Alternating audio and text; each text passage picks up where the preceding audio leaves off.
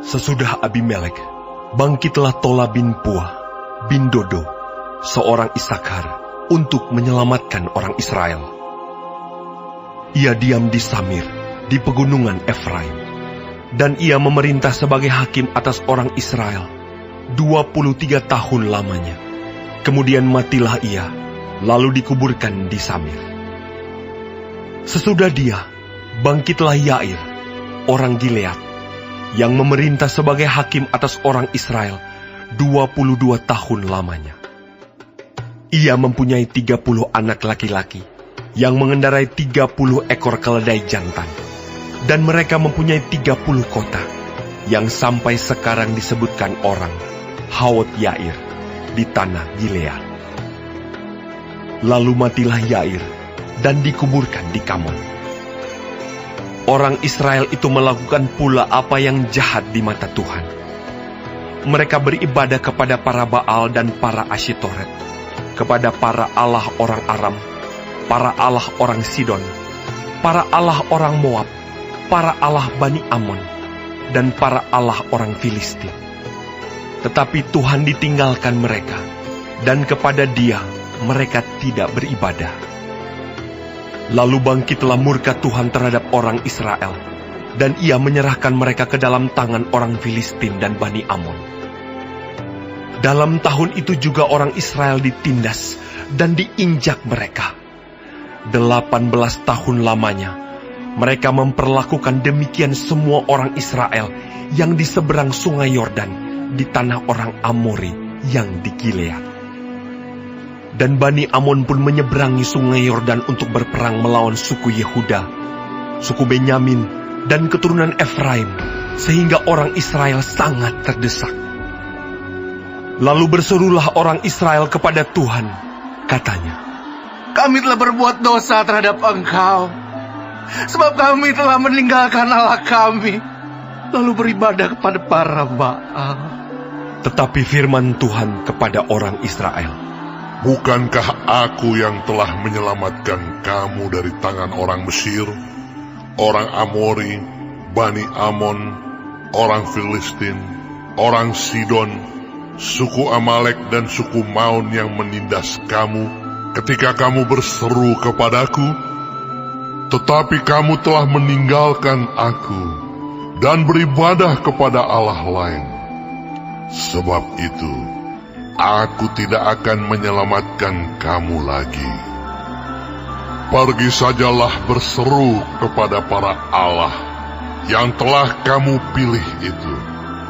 Biar merekalah yang menyelamatkan kamu pada waktu kamu terdesak." Kata orang Israel kepada Tuhan, "Kami telah berbuat dosa. Lakukanlah kepada kami segala yang baik di matamu. Hanya tolonglah kiranya kami sekarang ini." Dan mereka menjauhkan para allah asing dari tengah-tengah mereka. Lalu mereka beribadah kepada Tuhan. Maka Tuhan tidak dapat lagi menahan hatinya melihat kesukaran mereka. Kemudian Bani Amon dikerahkan dan berkemah di Gilead, sedang orang Israel berkumpul dan berkemah di Mispa.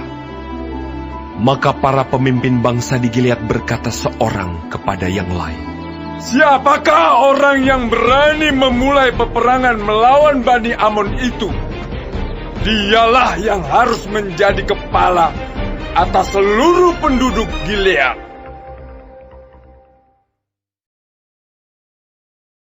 Shalom semua jemaat Tuhan. Kembali kita di dalam pendalaman Alkitab Clear Sight.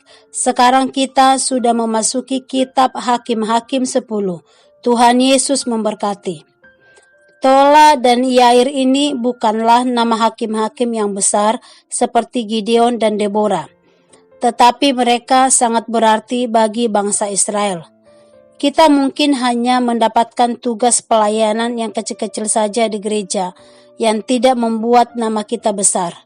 Namun yang penting, lakukanlah tugas kita, sekecil apapun itu, dengan penuh rasa tanggung jawab yang besar. Sekali lagi, orang Israel berpaling dari Tuhan dan berbakti kepada dewa-dewa lain. Akibat daripada penyembahan berhala Itu mengakibatkan Tuhan murka kepada mereka. Di dalam ayat 7 dikatakan firman Tuhan, lalu bangkitlah murka Tuhan terhadap orang Israel, dan ia menyerahkan mereka ke dalam tangan orang Filistin dan Bani Amon. Sehingga mereka, bangsa Israel itu diserahkan kepada bangsa Filistin dan Bani Amon. Mereka menindas bangsa Israel, menginjak bangsa Israel selama 18 tahun lamanya, sehingga membuat bangsa Israel berseru kembali kepada Tuhan. Bukankah hal ini bisa saja saya dan saudara lakukan? Ketika kita berganti setia terhadap Yesus Kristus, bukankah semuanya menjadi tidak beres? Sungguh upah dosa adalah maut. Roma 3 ayat 23a.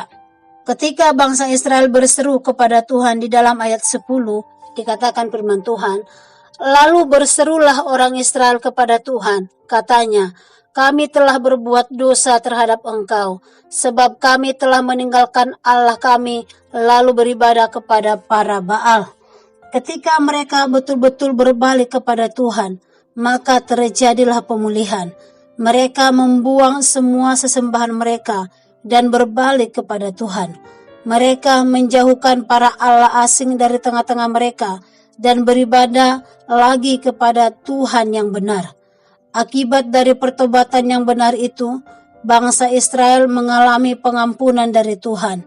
Meski Tuhan marah atas penyelewengan mereka, tetapi pertobatan mereka membangkitkan belas kasihannya Tuhan. Di dalam ayat 16 dikatakan firman Tuhan, dan mereka menjauhkan para allah asing dari tengah-tengah mereka, lalu mereka beribadah kepada Tuhan. Maka Tuhan tidak dapat lagi menahan hatinya melihat kesukaran mereka. Banyak orang yang berpaling dari Tuhan dan mencari sesuatu yang dapat melepaskan mereka dari semua itu. Bila kita ada di dalamnya, jangan pergi lebih jauh lagi. Datanglah kepada Tuhan, mintalah pengampunannya dan pertolongannya. Belas kasihan Tuhan selalu ada atas kita. Amin. Tuhan Yesus memberkati.